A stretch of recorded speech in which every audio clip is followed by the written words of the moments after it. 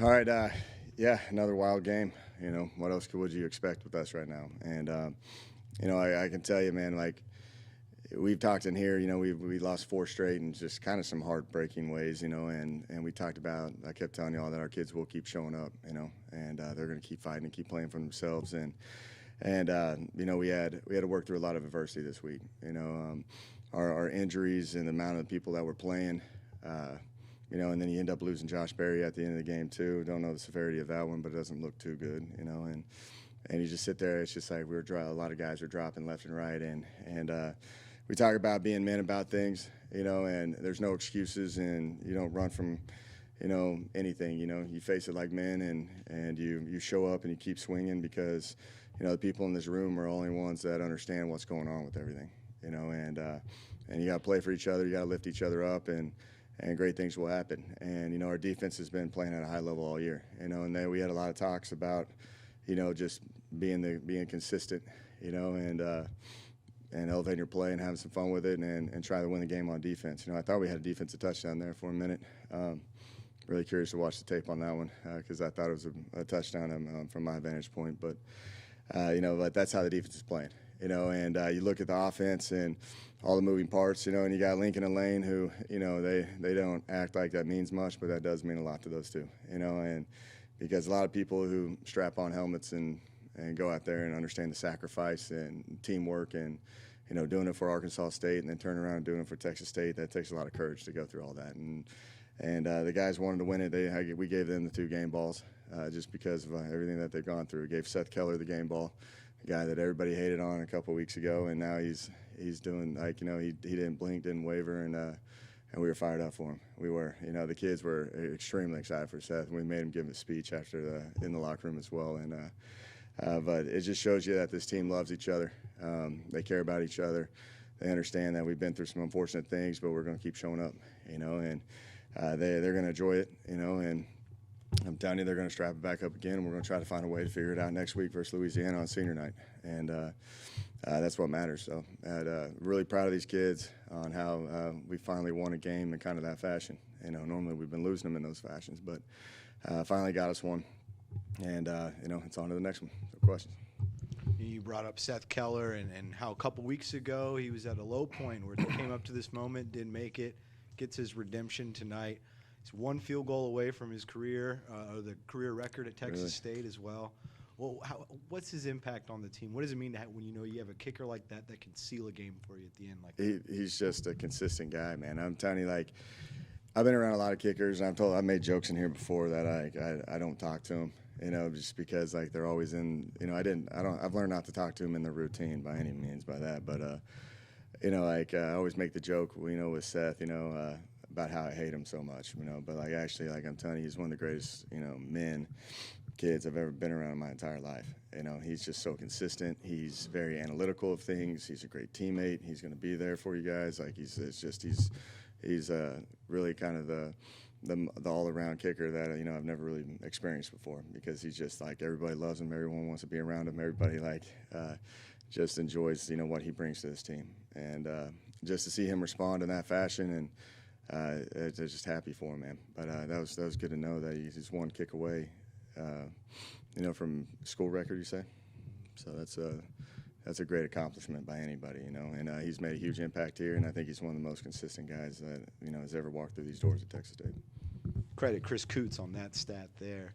Thanks, Chris. It was kind of a special teams battle today. Lots of punting, field goals, that long field goal from Arkansas State. Do you think the weather played a factor in that, just kind of becoming a special teams battle today? It was. You can tell both teams are struggling kicking off, too. That's why we started squib kicking a lot, and they're doing a lot of, sky kicks, and I think their kicker's really good. I think he's been perfect on the year. They've had 1 blocked kick, but every time he kicks it, he's, you can tell that guy's got a great career ahead of him. But we talked about it all week. We were expecting a little bit more inclement weather. It kind of came in a little bit earlier and blew out. So we were expecting it to be a rain game, kind of like James Madison. So I think both teams were expecting that, and they got to a point in the second half where they threw it around a little bit more. That's it's crazy how this weather is right now, because you never know. And when it hits the hills around here, you can see some bizarre things happen. But we prepared for it all week. We talked about it. Our main goal was we're not going to worry about the elements, address it right now that it could be cold and rainy. All right, so we're not going to deal with that. It's all about the energy and the emotion, because I coached up in the north for a while, and there's an intimidation factor on how you handle the weather. And our whole deal is we wanted energy, and we're not even going to talk about it, think about it. And I thought our kids handled it pretty well. Take us through that final drive. I think it was 31 seconds left when they tied that game. What happened on that one, and what was going through your mind when you were calling plays? Yeah, one, it was trying to figure out what personnel I had, if I had enough to go 10 personnel in that last set. So that was the first discussion we had. And then a lot of teams would probably run that out and play for overtime. But we were like, well, I saved one timeout, instead of freezing them 2 times in a row. So I saved one timeout, and I was good with that. So, we ended up checking it down to Lincoln and ended up burning a timeout with 15 seconds left. So I knew I had really an opportunity for 3 shots. And they're playing a 3-deep shell where we knew that we could hit a whole shot into the boundary. And that was kind of our approach. So we put Drew Jackson right there in that spot. And he makes a great throw. It was a great throw and catch, to get us into striking distance to field goal range. And called it again, but we knew that they'd make their adjustment and play the safety over the top. So that's why Donnie ended up hitting that underneath on that. So we were just a 4-vert concept that we knew that in that coverage we could possibly hit some voids over the top of the linebacker, kind of in that intermediate level. And we ended up hitting 2 of them, and then I don't even know what penalty they got at the end of the game. It was some sort of penalty, and put us in field goal range. That was an easy kick. It was pretty chaotic, because everyone thought the clock was going to start on the referee's whistle, but it was actually on the snap. So we were trying to calm people down just so we can, spike it, and then Seth did his deal. We talked about earlier this week, with so many receivers going down with injuries, and that people were having to step up. What players do you think stepped up tonight, especially at that receiver position? I thought Toe Groves was phenomenal all day. We played him everywhere. We played him at slot and 11 personnel. We played him in the boundary at X. We played him at Z. We played him at Y.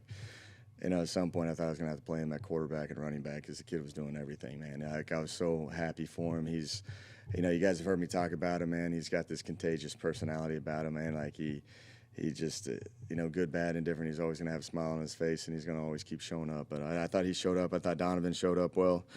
Donnie had 54 yards, which was good. And then Drew Jackson, it was good to see those guys just get in there.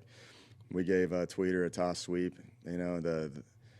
before the night before the game. Last night I put up, will Tweeter get 2.5 yards on his toss sweep, and it was kind of a controversial deal, and he ended up getting a pretty good little run right there, which ended up sparking everybody. Everyone was more fired up like that. I had to calm them down. They were we still got more plays to go right here, guys. But it was just fun watching these guys that don't get very many opportunities embrace the moment to shine, and they did. And it was really enjoyable. I was struggling. We all were just trying to find the personnel groupings and trying to get that going, which we had a good plan. I'm telling you, my offensive staff did a really good job of just working through these issues and figuring it all out. We had a couple mistakes in there, but it's hard to be perfect when you're doing that, trying to get people all over the place. And I just thought those guys responded.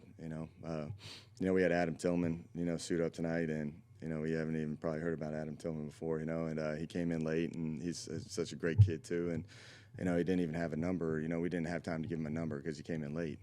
So as a joke, we gave him a jersey that had no number on it, before the game. But we ended up putting him in a 31 as well, which it's just fun watching those kids kind of interact and enjoy the moment and then go out there and just compete as hard as they can. And on defense, you held Arkansas State to 13 points. What was the defense doing right tonight to just kind of keep Arkansas State just bottled up? Man, they do what they always do. I thought they did a good job of, being able to protect at times. And Zach was bringing some pressure now. Zach was trying to, because that's a good quarterback, and they were trying to make him as uncomfortable as possible. And I was just so, happy for that defense, because the challenge for them is that you got an opportunity to be the best defense in the history of our school at the FBS level, and they're taking it serious, and just watch them go out there and play. And I think that it was a cat and mouse game. It's like they're playing chess. They're running the ball, then they're throwing the ball, and then they're screening it, and then they're going back to the run. And I thought they did a great job of handling, what they were expecting that the offense for Arkansas State was going to do. You talked about that fumble forced by Alonzo Edwards earlier that was initially called a touchdown by him, but then called back because the receiver was out of bounds when he fumbled. Or the call is still kind of confusing. Do you have any clarity at all on what happened there? They said that the receiver was out of bounds and touching the ball inbounds, and that's why it was a dead ball. So it was never really a fumble. Oh, it was a fumble, but it was never a change of possession. I was looking at, I didn't see anybody touch it. I was more concerned if AJ got his feet inbounds and then had possession of the ball. And that's what I saw, but, I'm definitely going to look at this one a few times. Yeah, especially because it led to Arkansas State touchdown. Do you think that gave them a little bit of momentum, it going from a touchdown to their ball, and then all of a sudden they drive right down the field with no points before? It did. I'm telling you, that drains a lot of confidence out of you during drives. Whenever they would maybe hit one of those intermediate passes across the middle of the field, you can see how it kind of just sucks the momentum out of the defense, and then they got to finally some guy will step up and make a play, and then they get back into their groove of everything. But you're right, man. Just that kind of unknowns, what happened, the emotions of scoring a touchdown and defense, and then understanding that was a third down, I believe, that they converted, and they got to go back on the field and they go down and score. So, that's part of the game. All the momentum swings we've always talked about, just the emotional ups and downs. We got to be better, if you want to get critical of defense, which is not much, it's more about just go on and play the next play and don't worry about what happened, that was a bizarre deal. It was. What's it say about your players that they, even in that moment, they're able to overcome and still have the result they had tonight? Yeah, no, I'm saying I love how this team is. It's a hard game. It's a tough league that we're in, and these guys show up and they play for each other. I'm telling you, I wish you guys could just see them on a day by day basis on how they act, and how they're in here and how they compete and they make each other better, and we call it the edger mentality, and we keep swinging, and we have a lot of talks, and I think this is one of the closest teams I've ever been on. Because a lot of teams will quit and fold, and but these kids are going to just keep going up and playing as hard as they can and trying to work their way through the game. So I'm extremely proud of these guys, and it's all about ignoring the outside noise and worrying about the people in this room, and then these guys show up and they know the people that believe in them and what they're going to do, and that's all that matters to these guys, because they show up, and I'm just happy they get to enjoy a Saturday in San Marcos, and we get to come in here on a team meeting on Sunday and be in good spirit, and we get to enjoy a Thanksgiving weekend on not coming off a loss and off a victory. So it's there's a lot to be thankful for right there. You're one win away from a fifth win, which hasn't happened here since 2014.